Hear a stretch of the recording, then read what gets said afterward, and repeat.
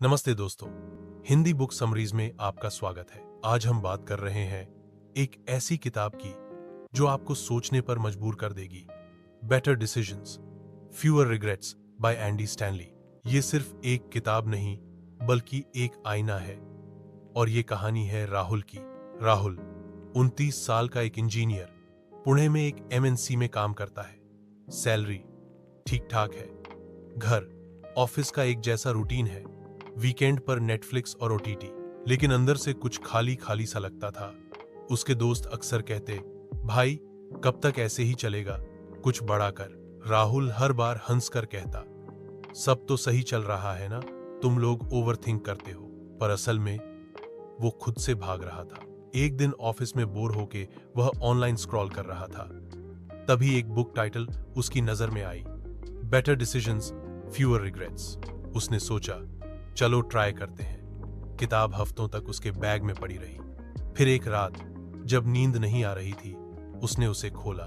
पहला चैप्टर था the integrity question, am I being honest with myself. Rahul ने ये लाइन 3 बार पढ़ी और रुक गया। क्या मैं खुद से सच बोलता हूं? उसका जवाब था नहीं। उसे याद आया जब उसने अपनी पहली जॉब छोड़ी तो सबको बोला ग्रोथ चाहिए, पर असल में वो अपने टीम लीड से तंग आ चुका था। जब ब्रेकअप हुआ उसने कहा, हम मैच नहीं करते थे। लेकिन सच्चाई ये थी कि वो डर गया था, कमिटमेंट से और खुद के इमोशंस से। उसने अपनी डायरी निकाली और लिखा, मैं खुद से झूठ क्या बोल रहा हूं। काफी देर पेन पकड़े बैठा रहा, फिर लिखा, मैं ठीक हूं। ये सबसे बड़ा झूठ है। ये लिखते ही जैसे एक बोझ उतर गया हो। अगले दिन उसने फिर पढ़ना शुरू किया। अगला चैप्टर था the legacy question, what story do I want to tell. Rahul रुक गया। क्या मेरी लाइफ वाकई एक कहानी है? अगर है तो क्या मैं उसे वैसा बना रहा हूं जैसी मैं सुनाना चाहूंगा? उसे याद आया, कॉलेज के दिनों में वह एक स्टार्टअप का हिस्सा बनना चाहता था, लेकिन सेफ ऑप्शन चुना, एक स्टेबल जॉब। अब जब वो पुराने दोस्तों को सक्सेसफुल देखता है, उसे लगता है शायद उसने सबसे एक्साइटिंग चैप्टर मिस कर दिया। उसने खुद से पूछा, 10 साल बाद मैं कौन सी स्टोरी सुनाना चाहूंगा? यह सवाल आसान नहीं था। अब हर डिसीजन से पहले राहुल खुद से पूछता, क्या मैं ये फैसला अपनी कहानी में रखना चाहूंगा? जब बॉस ने प्रोजेक्ट लेकर दबाव डाला, राहुल ने पहली बार मना किया, शांत तरीके से, कॉन्फिडेंस के साथ। और हैरानी की बात, बॉस ने उसकी बात मानी। राहुल की जिंदगी अब बदल रही थी, छोटे छोटे डिसीजन, लेकिन एक बड़ी सोच के साथ। लेकिन कहानी अभी खत्म नहीं हुई है। राहुल ने अब तक किताब के 2 चैप्टर पढ़ लिए थे और हर चैप्टर जैसे उसके दिमाग की कोई उलझन सुलझा रहा था। लेकिन अब उसकी जिंदगी में एक नया मोड़ आया था, एक ऐसा मोड़ जहां उसका दिल और दिमाग दोनों उलझे हुए थे।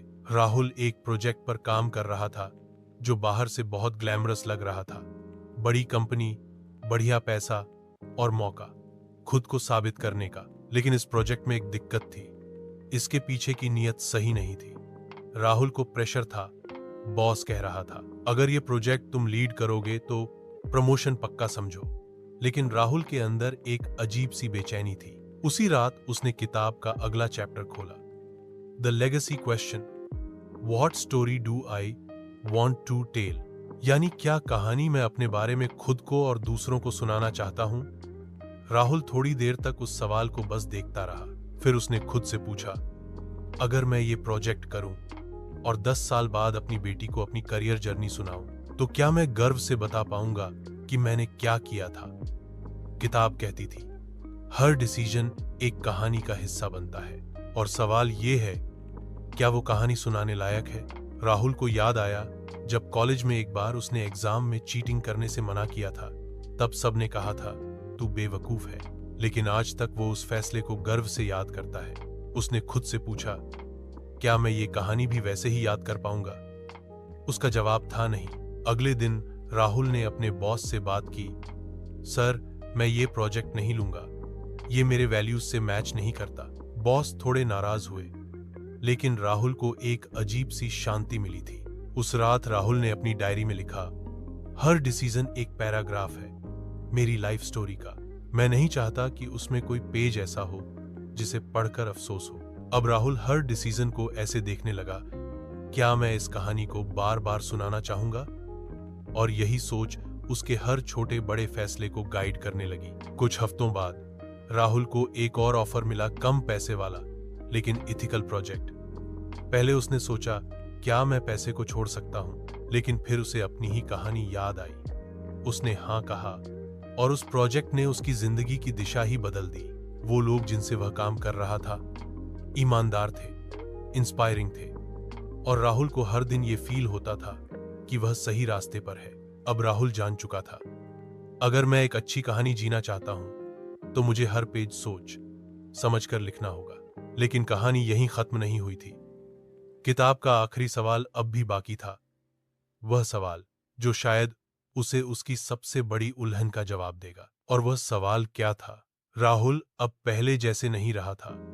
कभी जो लड़का अपने डिसीजंस सिर्फ तात्कालिक फायदे और अपनी सुविधा के हिसाब से करता था, अब वह सोचता था इस फैसले से किसी और पर क्या असर पड़ेगा।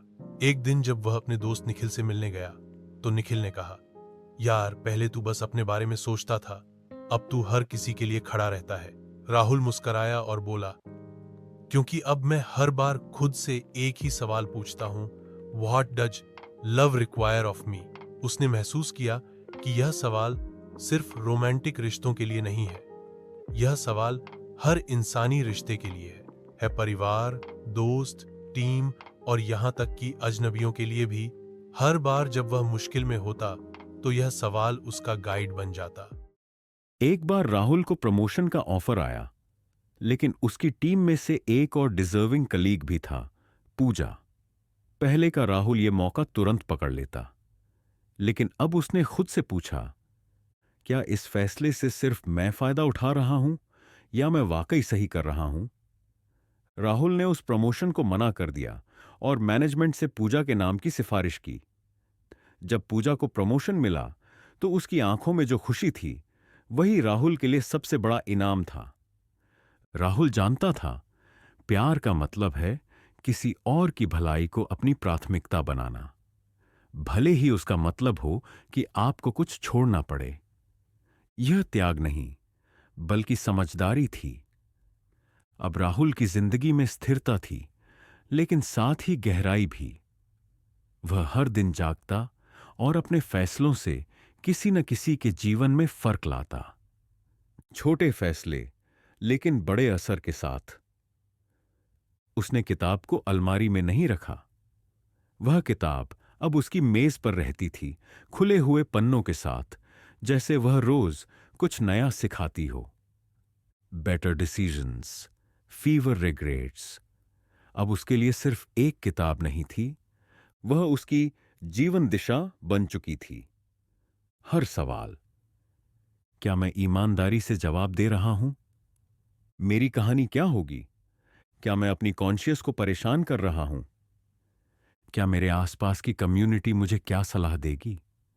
और सबसे आखिर में, प्यार मुझसे क्या चाहता है? हर सवाल ने उसे एक बेहतर इंसान बनाया। अब राहुल के डिसीजंस न सिर्फ उसकी जिंदगी को, बल्कि उसके आसपास की दुनिया को भी बेहतर बना रहे थे। तो दोस्तों, कभी कभी एक सही सवाल हमारी पूरी जिंदगी की दिशा बदल सकता है। तो अगली बार जब आप किसी मुश्किल फैसले के सामने खड़े हों, एक पल रुकिए और खुद से पूछिए, what does love require of me? शायद आपका जवाब भी किसी और की जिंदगी बदल दे। तो फ्रेंड्स, यह थी हमारी आज की book summary, better decisions, fever regrets की आखिरी कहानी। अगर आपको यह कहानी पसंद आई हो तो कमेंट जरूर करें और वीडियो को लाइक व शेयर करना न भूलें। मिलते हैं